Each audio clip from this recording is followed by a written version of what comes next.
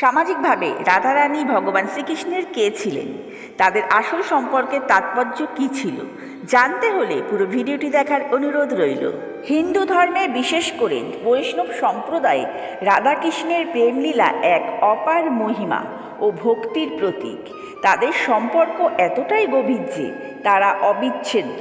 কিন্তু এই সম্পর্ক নিয়ে প্রায় একটা প্রশ্ন ওঠে, সামাজিকভাবে রাধা আর কৃষ্ণের সম্পর্কটি কেমন ছিল? তারা কি স্বামী স্ত্রী ছিলেন? এর তাৎপর্য ও দিব্য রহস্য আজ আমরা জানব। তাহলে জেনে নেওয়া যাক। প্রথমে আসি জাগতিক বা সামাজিক দৃষ্টিকোণ থেকে। সামাজিক রীতিনীতি অনুযায়ী রাধা এবং কৃষ্ণ স্বামী স্ত্রী ছিলেন না।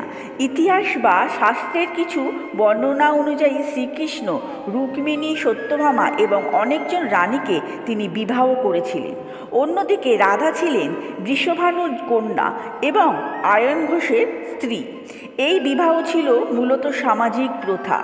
তাহলে এবার প্রশ্ন আসে যে রাধাকৃষ্ণ বিবাহিত না হয়েও কেন তাদের প্রেমকে এত মহিমান্বিত করা হয়? কেন ভক্তরা রাধাকৃষ্ণ নাম একসঙ্গে উচ্চারণ করে? এর উত্তর লুকিয়ে আছে তাদের সম্পর্কের দিব্য বা আধ্যাত্মিক দিকটায়। রাধা হলেন শ্রীকৃষ্ণের শক্তি, অর্থাৎ আনন্দদায়িনী শক্তি।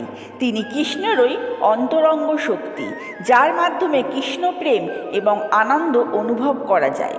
রাধা প্রেমময়ী ভক্তির মূল প্রতীক। তিনি ভগবানকে পাওয়ার জন্য জাগতিক সব বন্ধন ত্যাগ করে এসেছেন। বৈষ্ণব দর্শনে রাধাকৃষ্ণের প্রেম হল পরকীয় প্রেম।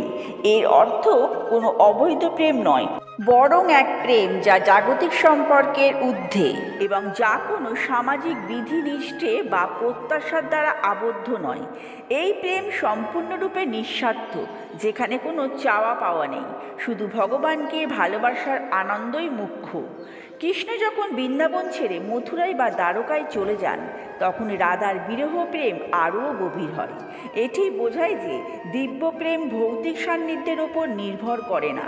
রাধা এবং কৃষ্ণ চিরকাল আধ্যাত্মিকভাবে একে অপরের সঙ্গে যুক্ত। রাধা ছাড়া কৃষ্ণ অসম্পূর্ণ এবং কৃষ্ণ ছাড়া রাধাও অসম্পূর্ণ। তারা দুজনেই পরম সত্যের দুটি ভিন্ন রূপ। সুতরাং সামাজিকভাবে রাধা ও কৃষ্ণ স্বামী স্ত্রী না হলেও আধ্যাত্মিকভাবে তাদের সম্পর্কে পৃথিবীর সমস্ত সম্পর্ককে ছাড়িয়ে গেছে। তাদের প্রেম আমাদের শেখায় কিভাবে নিঃস্বার্থভাবে ভগবানকে ভালোবাসতে হয়। রাধা কৃষ্ণ কেবল একটি নাম নয়, এটি দিব্য প্রেম, ভক্তি এবং আত্মত্যাগের এক শাশ্বত গাথা। বন্ধুরা, আশা করি ভিডিওটা আপনাদের ভালো লেগেছে। যদি ভালো লেগে থাকে তাহলে অবশ্য করে লাইক, শেয়ার, কমেন্ট করে দিন এবং চ্যানেলটিকে সাবস্ক্রাইব করে আমার পাশে থাকুন। আজ এই পর্যন্ত। আপনারা ভালো থাকুন, সুস্থ থাকুন।